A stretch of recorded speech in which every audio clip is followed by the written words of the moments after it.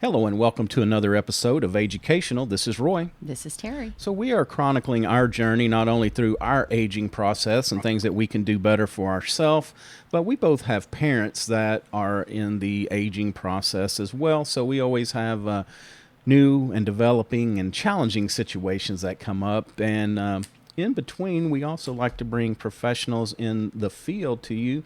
Sometimes we don't know what we don't know, but sometimes we need to know where to turn when we need some help. And today, this is going to be we're trying something a little new. We're going to do mini series, and this is going to be like a 4-part series. And what we're going to try to do is bring you some actionable items each week over this period for this particular topic, and we'll see how it goes. And maybe we can roll more of these out as we go through. So today, we are fortunate to have Charisma Freeman. She has been a guest on our show. We have a long episode, but we wanted her to come back because this caregiver and caring for ourselves is so important.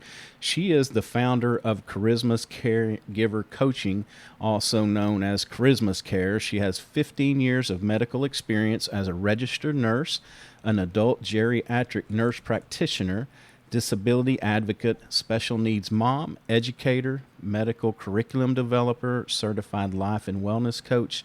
She's also been featured on 11 Alive News, GMA, and Focus. She has 2 kids. She's got one heading to college this spring, and her son has a rare genetic disorder, KIF1A autism, and more alphabet soup. Her hobbies include hiking, snorkeling, traveling to different countries, and real estate. So, Charisma, thanks for taking time out of your day to come talk to us. We certainly do appreciate it. You're welcome. Yeah. Thank you for having me. You bet. And so what we're kind of going to focus on here, I'm pretty sure, is we're going to focus this first series on caregiver happiness. And it's so important, as we all talk about taking care of ourselves, and we can't care for others if we're not caring, or if we don't take care of ourselves. And anyway, very important. So what we're going to do, I'm just going to turn it over to you. We'll get started, and looking forward to it. All righty. So, like you said, we're going to talk about caregiver happiness and why you should pursue your happiness. A lot of times when we're caregivers and we're running here and running there and doing everything for our loved ones, we don't have time to take care of us. And we're not really focused on whether we're happy or not. So, some things I want to discuss is the benefits of being happy, because it's not just, having that smile on your face, but, it boosts your immune system. Right now, we're in the middle of COVID, so we all can use an immune boost. Exactly. So being happy, it boosts your immune system. It also suppresses obesity. So because all of that stress deals with cortisol and all these different things, and that hormone increases your risk for obesity, and it holds on to weight gain. So happiness helps suppress obesity. Okay. It reduces heart attacks. It decreases your risk for Alzheimer's. It reverses aging, and it helps you battle anxiety. And last but not least, when you're happy, your loved one is normally a little happier too. When mama's happy, everybody's happy, right? Terry can attest to that.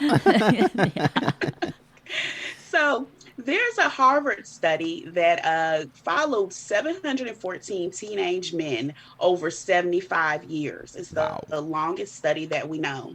And what they found was that they were looking at their happiness. And what they found was that things like isolation actually decreases your happiness.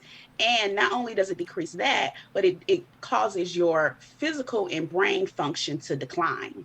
Okay. So what they really found overall was that social connections were the most important factor of happiness, even more than money, social status, even more than, all these things that we think promote happiness. When they followed them, they found that social connections was the single most important indicator of happiness. So when we look at the pandemic and COVID, We Mental Health America is someone, they look at the health of different people, and they found that over 88,000 people had developed anxiety and depression between March and June of 2020. Wow. And the suicidal ideation went up. So by May, the average number of people completing the survey with anxiety had gone up 370%. Wow. The Wow. number of people doing the depression survey went up 394%. And this was because we are in the middle of a pandemic. These people were at home, they were isolated, they were used to being out and about. Yeah. But what it really makes me think about is, what about our parents and our grandparents? Yeah. Yes. What Yeah. about us as caregivers? We don't need COVID to be isolated.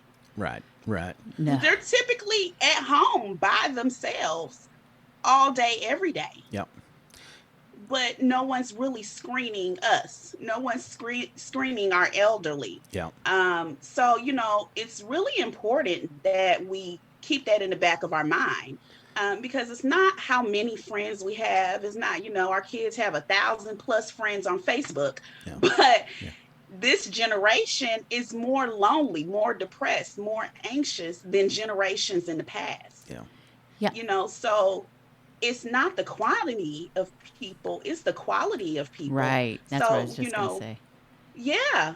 So when you're living alone, when mom is living by herself and she doesn't see anyone, or when someone, and she doesn't know how to use Facebook. Luckily, with the pandemic, we've taught everybody They've got a how to crash use course, Zoom. right? Yeah, but that loneliness, it makes such a big difference, and it's not only decreasing their quality of life, but it's decreasing their happiness. Yeah. And so what they found with the study was that it with satisfaction of relationships at the age of 50 indicated that the person at the age of 80 would be happier and healthier. And if they were still attached to an individual at the age of 80, they were actually mentally sharper, in less pain, and healthier. Wow. That's interesting. So, Wow. yeah, yeah. Yeah, and we spend So, so much time trying to, I talk a little bit about this on my business show, is that we're so busy pursuing goals, money, cars, bigger houses, all these material things, that sometimes we push our relationships aside.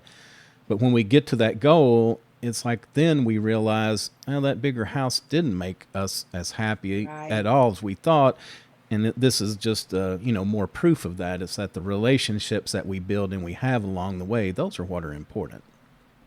Right. So that fame, that wealth, those higher achievements, I mean, they're nice. Don't get me wrong, but they're not going to make any difference Yeah. about your happiness when you're 30, you're 50, or you're 80. Yeah.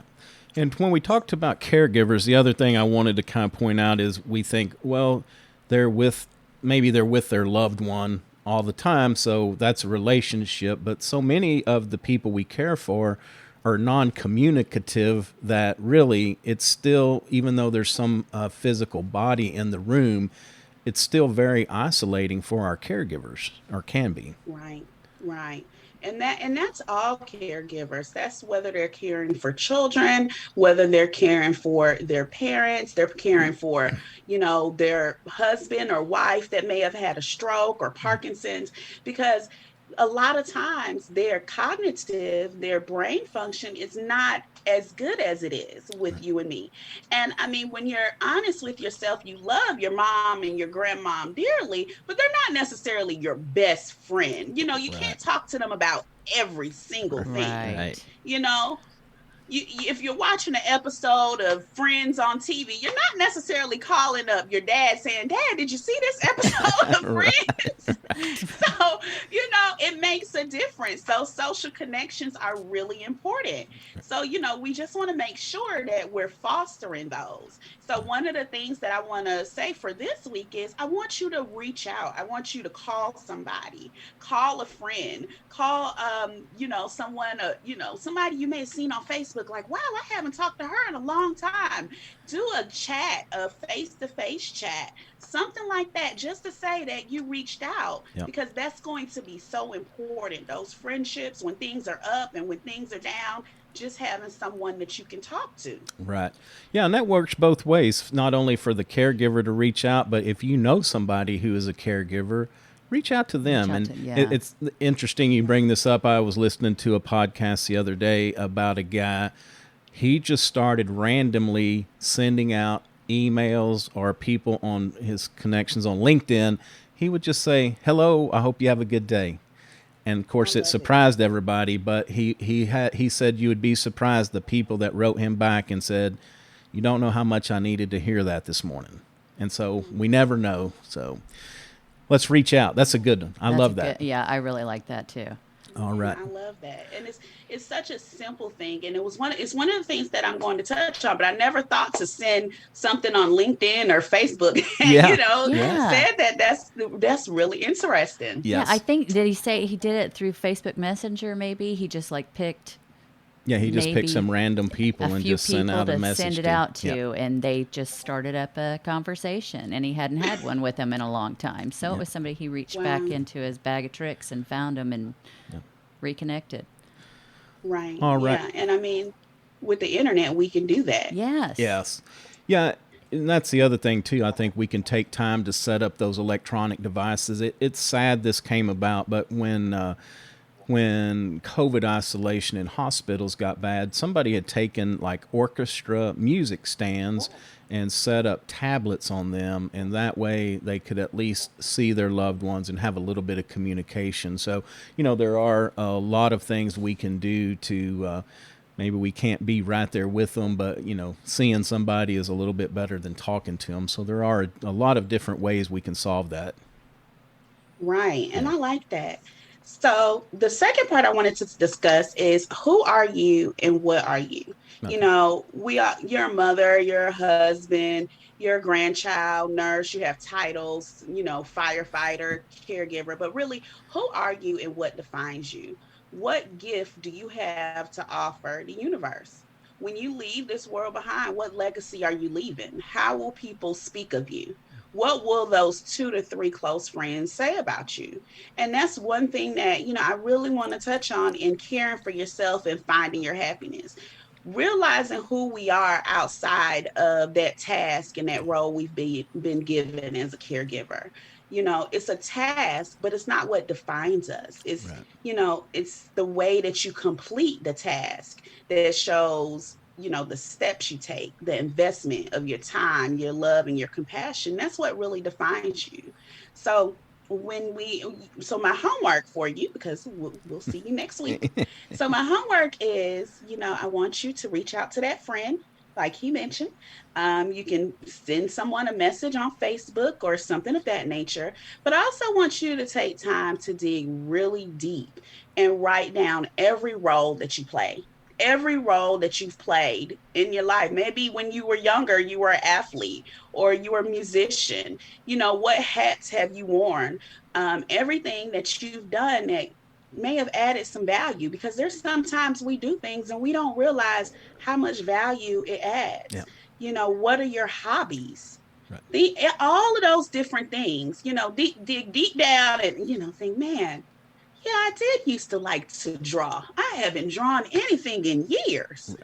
Yeah. Right. Yeah. All of those things are so important.